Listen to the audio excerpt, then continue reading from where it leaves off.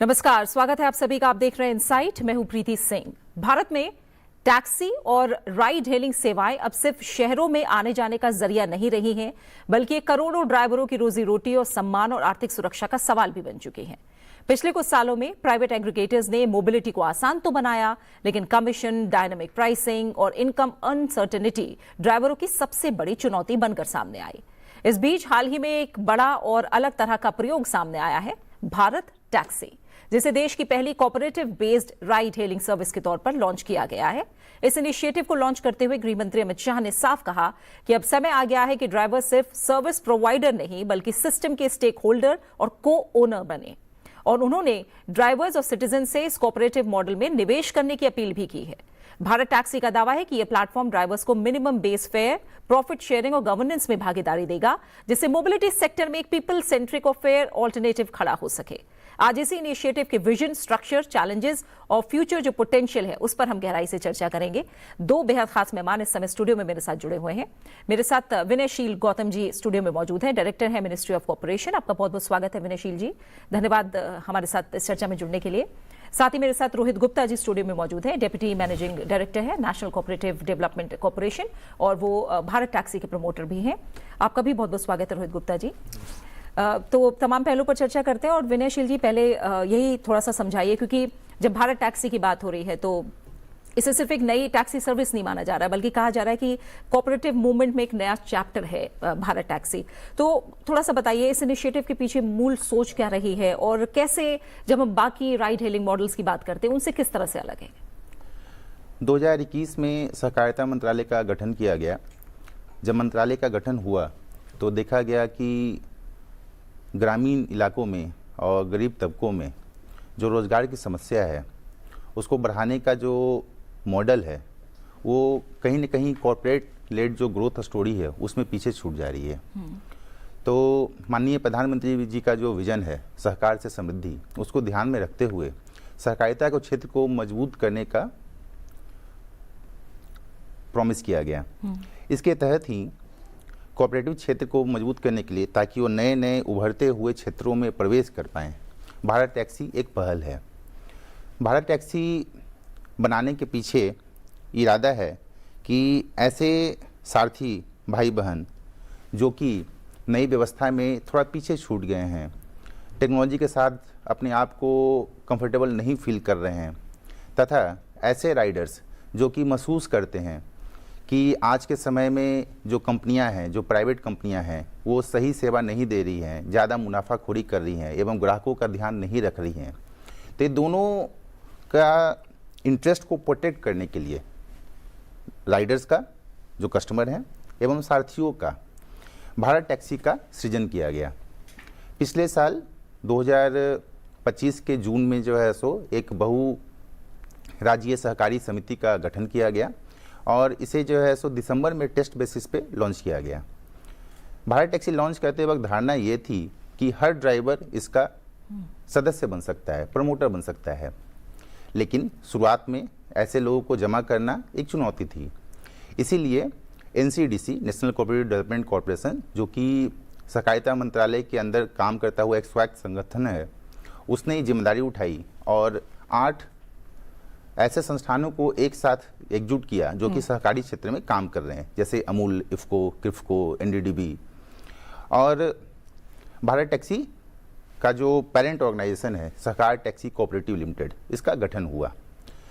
Future में हमारा plan है कि एक बार ऑपरेशन थोड़ा स्टेबलाइज हो जाए तो इसको आज भी कर सकते हैं, लेकिन मार्केट में जब स्टेबलाइज हो जाएगा ऑपरेशंस, तो ड्राइवर्स के बीच में, सारथियों के बीच में इसको लेके उत्सुकता और उत्साह ज़्यादा रहेगा।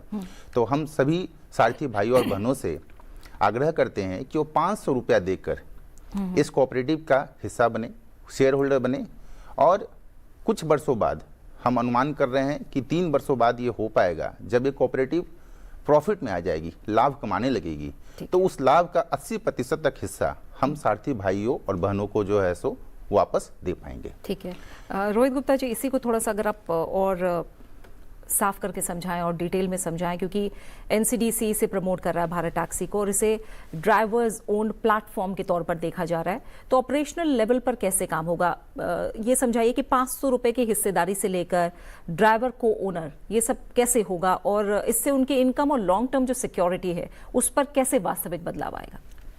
जैसे कि अभी बताया गया आपको कि एनसीडीसी चीफ प्रमोटर है भारत टैक्सी का, जिसका मेन इंस्टीट्यूशन जो है वो है सहकार टैक्सी कोऑपरेटिव लिमिटेड।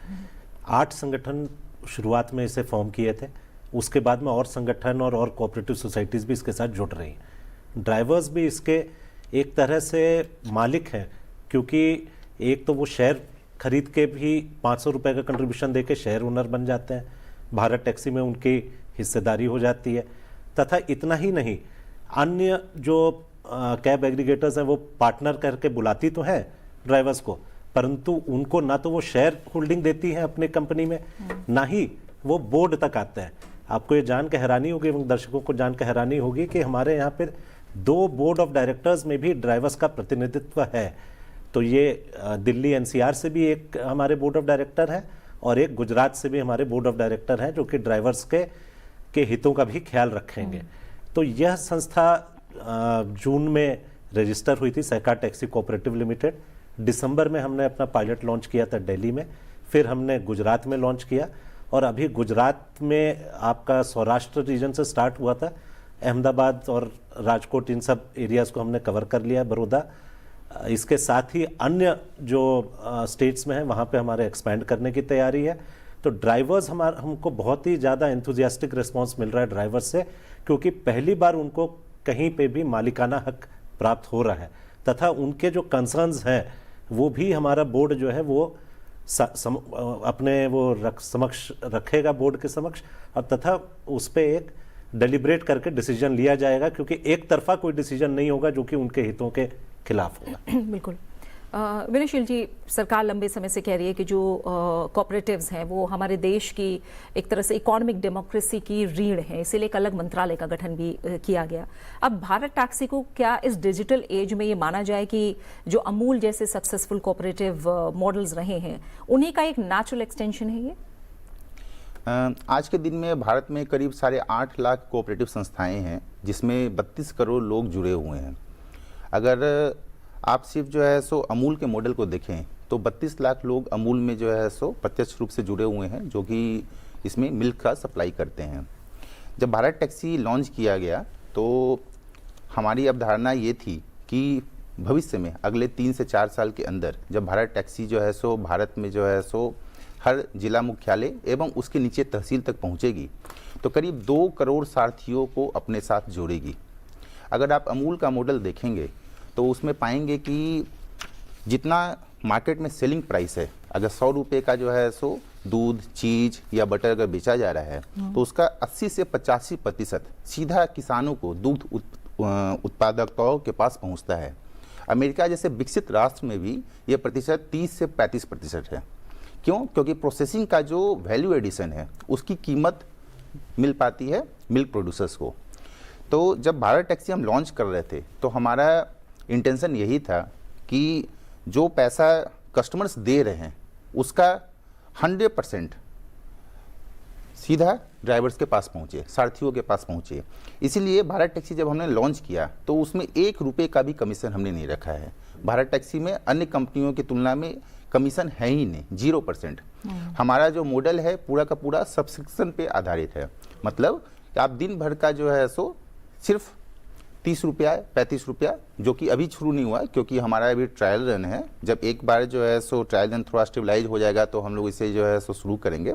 तो दिन भर का सिर्फ 30 रुपया दे के आप जितनी राइड्स करना चाहें उतनी राइड्स जो है सो कर सकते हैं। हम कभी फ्यूचर में कमीशन जो है सो चार्ज नहीं करेंगे, क्योंकि हम चाहते हैं कि सारथियों को 100% लाभ मिले। ठीक है। और इसी को रोहित जी थोड़ा बताइए, क्योंकि प्राइवेट कैब कंपनीज की जब बात होती है तो ड्राइवर्स की सबसे बड़ी शिकायत तो यही है कि हमें हाई कमीशन देना होता है, हमारी जो अर्निंग्स है अनप्रिडिक्टेबल हैं, पता नहीं कब कितना कमाएंगे। तो प्रॉफिट शेयरिंग और जो बेस फेयर गारंटी की जो बात कही जा रही है, ये मॉडल लॉन्ग टर्म में फाइनेंशियली क्या सस्टेनेबल दिखाई दे रहा है? 2 चीज़ इस पर कहना चाहूँगा, 2 एस्पेक्ट है।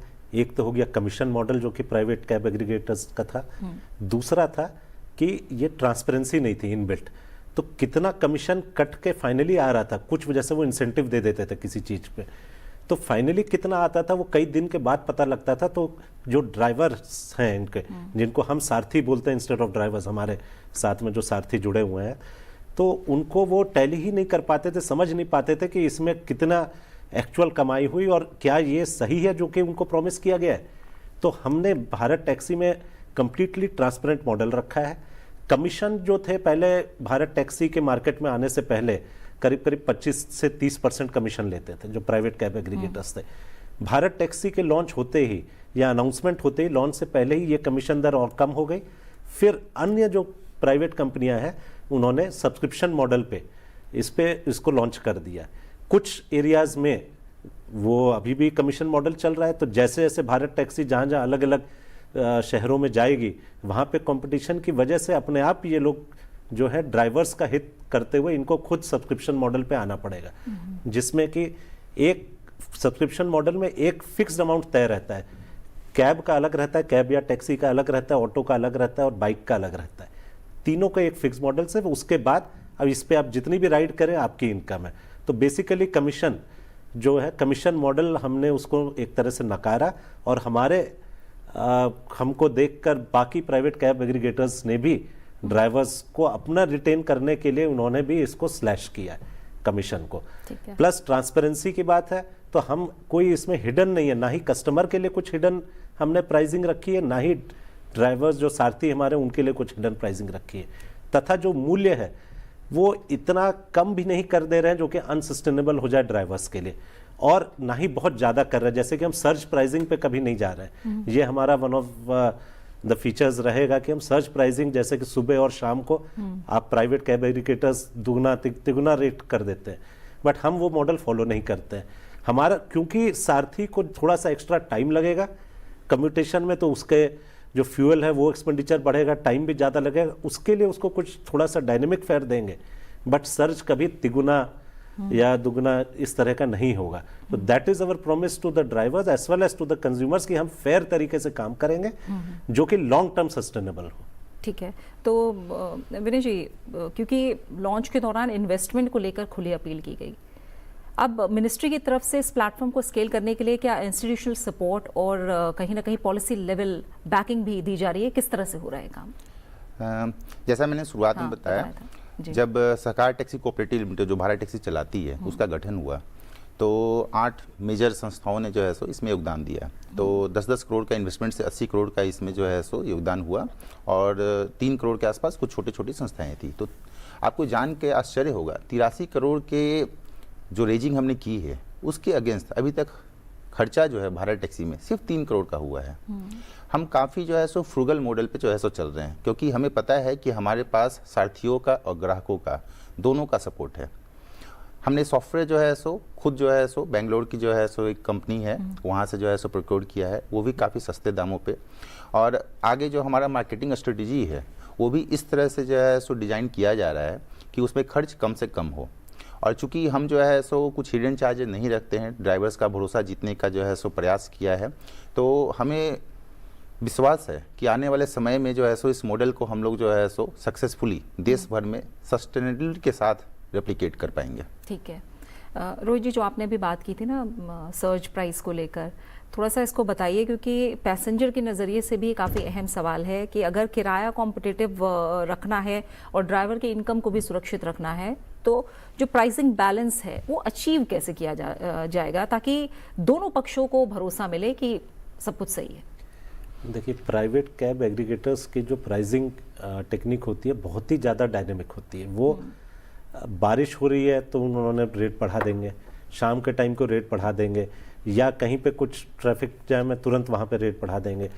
तो हम जो है एक फेयर वैल्यू दे रहे हैं उनको। हो सकता है कि जो बेस फेयर है वो हमारा, हम इसको किसी तरह से क्रॉस सब्सिडाइज नहीं कर रहे हैं, जैसे कि दूसरे प्राइवेट एग्रीगेटर्स जो लीडिंग प्लेयर्स हैं क्रॉस सब्सिडी भी देते हैं, इन द सेंस कि जो कस्टमर है उससे वो कम ले रहे हैं, मान लीजिए 10 रुपये या 11 रुपये पर किलोमीटर, बट ड्राइवर को वो 13 के हिसाब से दे देते हैं। तो ये लॉन्ग टर्म सस्टेनेबल नहीं।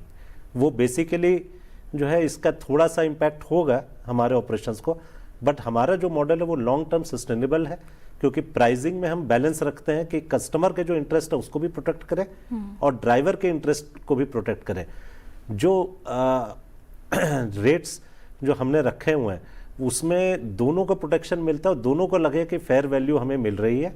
कस्टमर को ऐसा ना लगे कि इस सर्ज प्राइसिंग से हमको कभी कुछ नुकसान हो रहा है, प्लस उसको सेफ्टी एंड सिक्योरिटी का भी हम प्रॉमिस देते हैं, क्योंकि हमारा जो टाई अप है वो दिल्ली पुलिस के साथ भी है, प्लस हमने NEGD के साथ भी टाई अप किया हुआ है जो कि आधार और वाहन बेस्ड रजिस्ट्रेशन उसको चेक करता है, इन द सेंस जो कि आपकी गाड़ी नंबर होती है वो एक्चुअल उसके है कि जो चला रहा है या किसी और का तो नहीं है।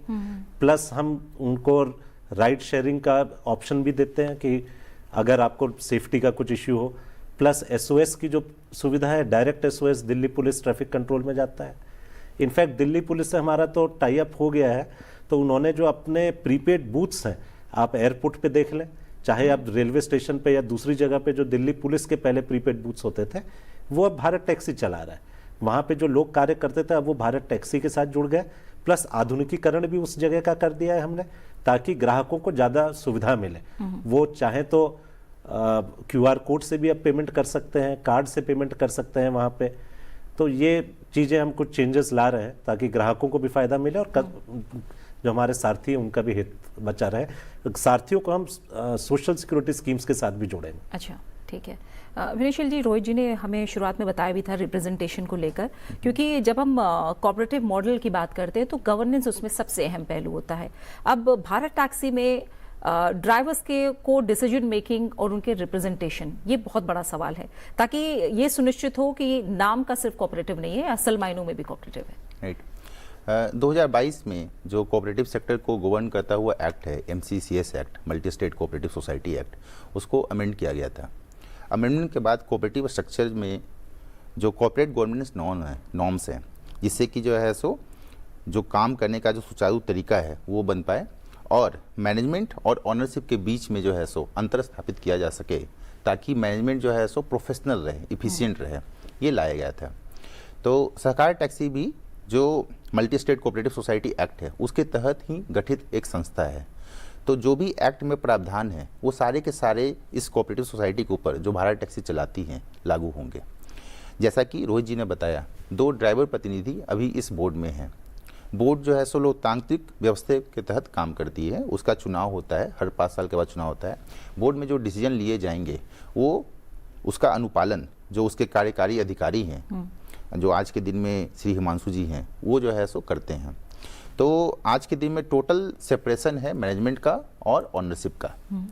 तो आने वाले समय में मुझे लगता है कि कोऑपरेटिव्स कॉर्पोरेट की तुलना में कहीं आगे निकल जाएगी जो है सो कॉर्पोरेट गवर्नेंस नॉर्म्स में। अच्छा, ठीक है।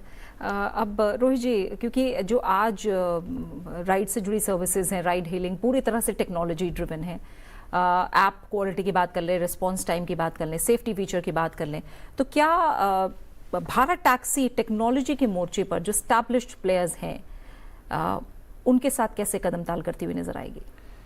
प्रीति जी, हमारा जैसे कि बताया गया आपको, एक टेक्निकल पार्टनर भी हमने नियुक्त किया है। यह जो टेक्निकल पार्टनर है पहले से कर्नाटक, वेस्ट बंगाल, उड़ीसा और चेन्नई में कार्य कर रहा है मोबिलिटी और राइड हेलिंग एरिया में। दूसरा, हमने कुछ जो हायर किए एक्सटर्नल एक्सपर्ट्स, वो भी हमने हायर किए हैं, तो कि जो सुनिश्चित करे कि जो हमारा ऐप का इंटीग्रेशन है वो DTC के साथ, दिल्ली मेट्रो के साथ और बाकी जितनी भी संस्थाएं जिनके साथ हमने MOU किया है, जैसे कि इफ्को टोक्यो लाइफ इंश्योरेंस के साथ किया है, पेटीएम के साथ किया है, तो जो भी हम जो सुविधा देना चाहते हैं हमारे सारथी भाइयों बहनों को तथा जो कस्टमर्स को जो सुविधा देना चाहते हैं वो उन्हें मिले। अब आप दिल्ली मेट्रो के साथ में आप उनकी साइट से भी या उनके ऐप से भी हमारा टिकट बुक कर सकते हैं और हमारे ऐप से भी आप दिल्ली मेट्रो का टिकट बुक कर सकते हैं। दिल्ली मेट्रो के 10 चुनिंदा स्टेशन हैं जहां पे हमारी फ्लीट भी हमने प्रोवाइड कर दी है। तो भारत टैक्सी के जो सारथी भाई बहन है वहां पे आपको अवेलेबल रहेंगे जब आप मेट्रो स्टेशन के बाहर निकलते हैं। तो टेक्नोलॉजी DTC के साथ भी और इन सब के साथ हम इंटीग्रेट कर रहे हैं। यह एक ऑनगोइंग प्रक्रिया है, कुछ अगर खामियां हैं तो उसको हम सॉर्ट आउट कर रहे हैं और निरंतर हम इसमें विकास के लिए प्रयासरत हैं। ठीक है।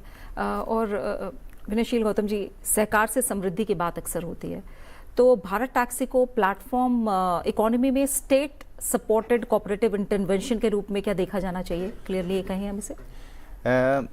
ये बार बार जो है सो दोहराया जाता है, सहकार और सरकार में अंतर है। ठीक है, सहकारिता एक लोकतांत्रिक व्यवस्था है जिससे कि आप कोई भी इकोनॉमिक एक्टिविटी कर सकते हैं। ये आपको एक स्ट्रक्चर दे रहा है करने का। अंतर ये है कि कॉर्पोरेट की तुलना में, कंपनी की तुलना में ये स्ट्रक्चर काफ़ी हद तक लोकतांत्रिक है, क्योंकि यहाँ पे प्रति व्यक्ति का वोट का कीमत एक ही है। शेयर होल्डिंग से आपका वोट की कीमत तय नहीं होती है। तो इस कारण से अगर आप जो है सो मासेज का इकोनॉमिक एम्पावरमेंट की बात करें, आर्थिक सशक्तिकरण की बात करें, तो उसमें कोऑपरेटिव जो है, सहकारिता जो है, उसका एक अहम रोल है।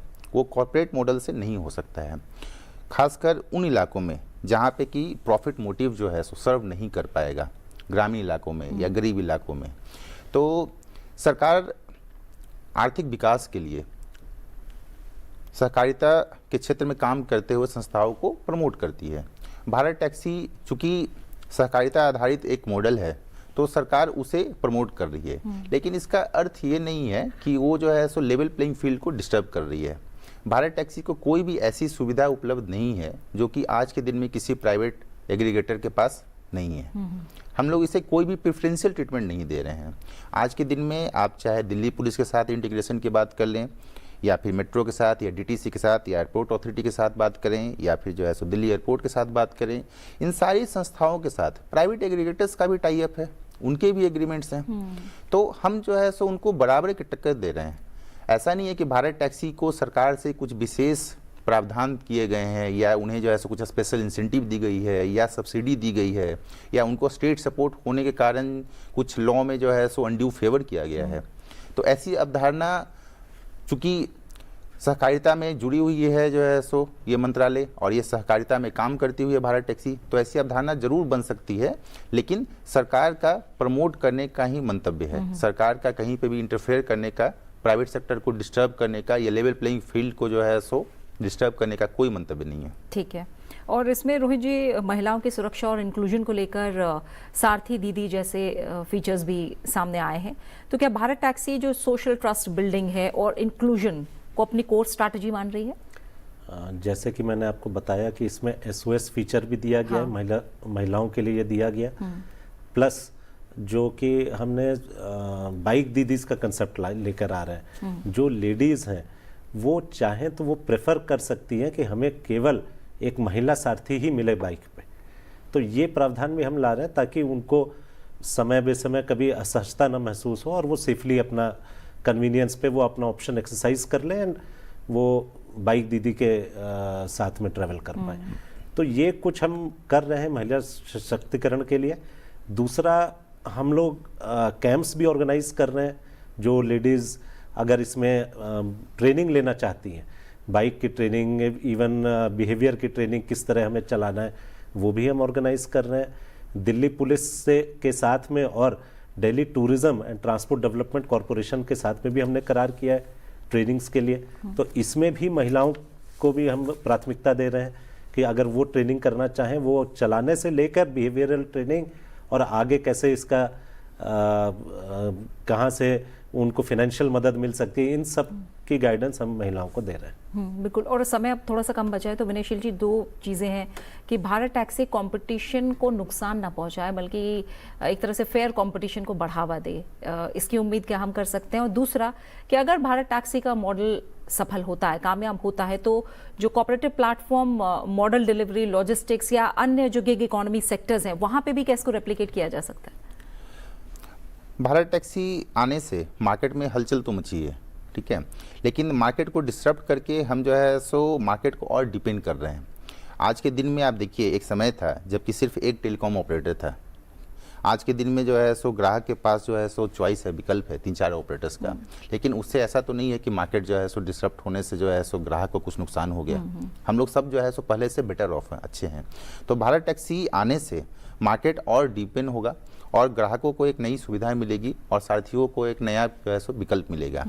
भारत टैक्सी में हमारा प्रयास है कि आने वाले 3 साल के अंदर हम हर जिला मुख्यालय तक पहुंच जाएं, डिस्ट्रिक्ट हेडक्वार्टर तक, छोटे छोटे जगहों पे जैसे गया, बलिया, छपरा या फिर जो है सो सिमोगा जैसे जगह पे जहाँ पे कि प्राइवेट कैब एग्रीगेटर्स आज तक नहीं पहुँचे हैं, और उसके आगे ब्लॉक स्तर पे, तहसील स्तर पर हमारी पहुँच बने।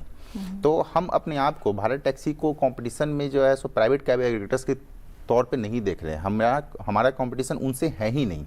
हम भारत को एक ऐसी व्यवस्था देना चाहते हैं ताकि छोटे से छोटे जगहों पे भी लोगों के पास विकल्प रहे, ताकि वो सेफ सिक्योर राइड कर पाएँ प्लेटफॉर्म के जरिए। ठीक है। रही बात आपकी अन्य सेवाओं को लेकर, तो एक बार ये स्टेबलाइज कर जाता है, हमारा प्रयोग जो है सो सफल हो जाता है, जो कि जो है सो हमें पूर्ण विश्वास है कि होगा ही। तो जो गिग वर्कर्स हैं जैसे कि प्लम्बर, इलेक्ट्रीशियन, कारपेंटर, उनके लिए भी जो है सो ऐसी व्यवस्था पर जरूर विचार किया जा सकता है। ठीक है। और बहुत संक्षेप में रोहित जी, क्योंकि समय पूरा हो गया है, एक आम ड्राइवर और पैसेंजर के लिए भारत टैक्सी का सबसे बड़ा प्रॉमिस क्या होगा और सक्सेस को आप किन इंडिकेटर्स से नापेंगे? प्रॉमिस हमारा, जैसे कि मैंने पहले भी बताया, कि safe and fair price ride होगा कस्टमर के लिए, और यही ट्रांसपेरेंट और एश्योर्ड अर्निंग, प्रॉपर अर्निंग का जो वितरण किया जाएगा वो होगा हमारे सारथी भाई बहनों के लिए, जो प्रॉमिस है भारत टैक्सी का। ठीक है। और दूसरा सवाल आपका था कि एक सक्सेस को किन इंडिकेटर्स? हाँ, सक्सेस को इंडिकेट करेंगे हमारे कि नंबर ऑफ राइड्स कितने हैं, कस्टमर्स कितना इसको अडॉप्ट कर रहे हैं, और हम जो जैसे हमारा जो एक्सपेंशन प्रोसेस जो हमने खुद के लिए सेट किया है, क्या हम वो अचीव कर पाते हैं कि नहीं कर पाते हैं। उसके बाद आता है कि हम ब्रेक इवन कब करते हैं और फर्दर हम कैसे ग्रोथ पेस को ले जाते हैं। मैडम, इसमें एक सेंटेंस मैं ऐड करना चाहूँगा। हम जो है सो सारथियों को, ड्राइवर को सिर्फ ड्राइवर की तरह नहीं देखते हैं। हम जो है सो आने वाले समय में ड्राइवर्स को हेल्थ इंश्योरेंस, उनका जो है सो एक्सीडेंटल इंश्योरेंस, प्लस अगर वो गाड़ी खरीदना चाहते हैं तो सस्ते दरों पे जो है सो उनको लोन मिल पाए, एवं जो है सो अगर उनके पास तेल भरने के लिए जो है सो पैसे नहीं है तो तेल कंपनियों के साथ जो है सो टाई अप के थ्रू जो है सो कर पाएँ जो है सो, प्लस उनके बच्चों के लिए छात्रवृत्ति, ये सब की व्यवस्था भी हम करेंगे। तो हमारा सोच दीर्घकालिक है। हम लोग जो है सो प्रॉफिट के लिए जो है सो नहीं आए यहाँ पे, ये सोच के नहीं आए हैं कि हम जो है सो कुछ कमा लें। भारत टैक्सी ये सोच के आई है कि जो है सो मार्केट को स्टेबलाइज करे, डीपेंड करे और भारत को एक नया राह दिखाए। बिल्कुल। और इसी सोच के साथ मुझे लगता है जो कॉर्पोरेशन सही मायनों में सच्चा साबित भी होगा। समय यही पूरा हो गया है। विनयशील गौतम जी आपका, रोहित गुप्ता जी, आप दोनों मेहमानों का बहुत बहुत धन्यवाद इस चर्चा में मेरे साथ जुड़ने के लिए। तो चर्चा से आज ये साफ है कि भारत टैक्सी सिर्फ एक नई ऐप नहीं है, बल्कि मोबिलिटी सेक्टर में ओनरशिप, फेयरनेस और डिग्निटी की बहस है। अगर ये इनिशिएटिव अपने वादों पर खरा उतरता है तो ये भारत की गिग इकोनॉमी में एक ट्रांसफॉर्मेटिव एग्जाम्पल बन सकता है, क्योंकि असली बदलाव तभी आता है जब टेक्नोलॉजी के साथ ट्रस्ट और पार्टिसिपेशन भी जुड़ जाए। इसी के साथ इनसाइट में फिलहाल मेरे साथ इतना ही। आप बने रहिए सेंसिटिव के साथ। नमस्कार।